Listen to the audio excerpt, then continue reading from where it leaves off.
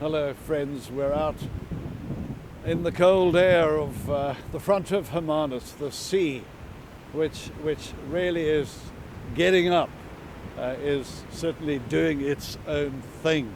We love to come to the sea and to stand on the cliffs when the waves are high. It's certainly far more interesting when the sea is flat and benign. A lot of people in this community come up. They stand on the cliffside, or if they've got a parking spot, they stay in the safety of their cars just to watch the ocean, which at times seems so incredibly angry. And we enjoy it. We enjoy it. It seems to, as I said yesterday, reflect something of our own inner restlessness, and we can identify with it and find comfort to it, or comfort in it. The stories of Jesus are just thrilling. Even though we started reading them or learning them when we were young, they never bore us. And none more so than that story when Jesus came walking on the water towards the disciples as they were caught up in this huge storm in the Sea of Galilee, 3 a.m. one particular morning. They are terrified. They see this ghost, what they think is a ghost. It's actually Jesus. And Jesus says, "Take courage, it is I, do not be afraid." Well, you remember what happens thereafter. Peter, looking at Jesus, says, "Lord, if it is you, bid me come to you." And Jesus says to Peter, "Well, come." And Peter climbs out of the boat. And for a while he walks seemingly on the water. And then we are told in the well-known story in Matthew's Gospel that he looks around, he sees the waves, he feels the wind beating against his forehead, and then he begins to sink. And then he cries out, "Lord, help me," or "Lord, save me."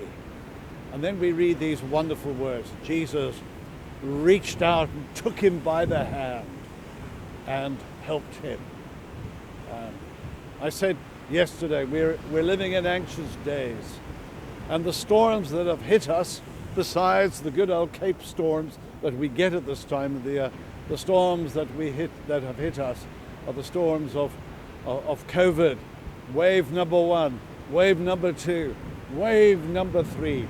They just seem to get bigger and bigger, do these waves, angrier and angrier. And we want to trust God. We want to say, "Lord, my times are in your hands." But we see these waves getting closer, and we hear the news of this person dying or that person dying or somebody else falling ill. And we get anxious. We get anxious. Understandably so. And then hear what Peter says, "Lord, save me, help me, help me." And then that lovely picture of Jesus reaching down to Peter as he is about to sink beneath the waves. I love that picture.